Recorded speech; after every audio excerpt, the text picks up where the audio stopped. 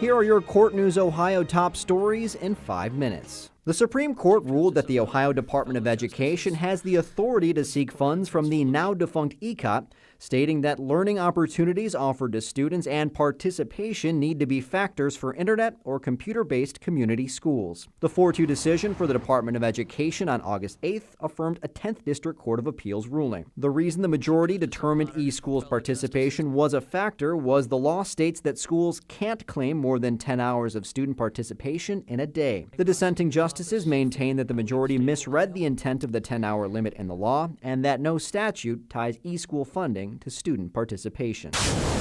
They come from all across the country for one cause. We're all here to fundamentally improve what it is we do at home, which the ultimate goal is to improve public safety. They're not law enforcement. They all belong to the National Association of Sentencing Commissions. Each of us has something unique. And each of us can bring something unique to some other sentencing commission. Representatives from state commissions around the U.S. flock to Columbus for a 3-day conference. The focus is on a dialogue on how they can present guidelines to the courts and legislators to implement a risk assessment tool to enhance justice and ensure fair sentencing. In Ohio, like many other states, the obligation of the commission include a duty to share information, to spark conversation, enlighten minds, and move ideas to solutions. The need for criminal justice reform involves many hot-button issues. It's pretty easy to tell what might be controversial. They include marijuana and opioid offenses, juvenile courts, and sex offender sentencing. For Chief Justice Maureen O'Connor, one of her passion projects is bail reform. The greatest danger to our justice system is the loss of trust and respect by our citizens.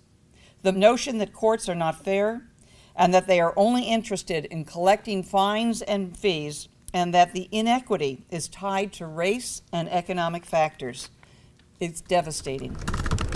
Since there isn't one law that can be typed or written to fix all of the issues, so which tax are you going to raise to pay for that person to go to jail? Each group looks at documentation to further their agenda. It's not fun, it's not sexy, but data wins this argument. And it's not only just the availability of the data, it is the quality of the data, how the data is analyzed, how it's measured, how it's communicated effectively. With awareness and information about the issues of sentencing growing nationwide, we can still put pressure on our state representatives, our governors, to do the right thing when it comes to criminal justice reform. This gathering also offers attendees a more hands-on approach on how to get their stories out. I hope that you will leave this conference not only richer for having met colleagues from across the country, but also because you've shared your experiences, your ideas, your successes, and yes, your failures with one another.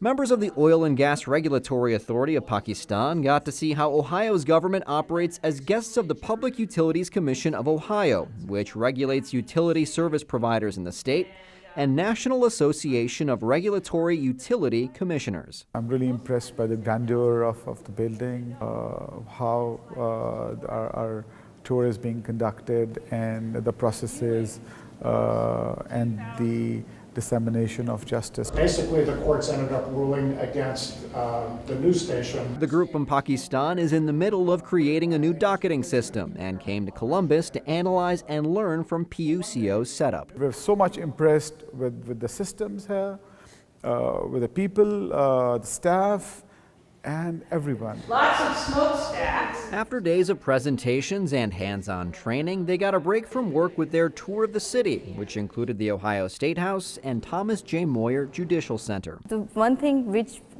we like most is that everything, it has some meaning with it. All the paintings, it has their symbols. It all ties together. Along with the building itself, the regulators were quick to notice the difference between the state's high court and theirs. The Supreme Court of Pakistan has a Chief Justice and 16 other justices, but only a few of them hear cases together due to a larger workload. Back home, every case which is being admitted in the Supreme Court, they have to hear it. The lessons were part of an experience they say will last a lifetime.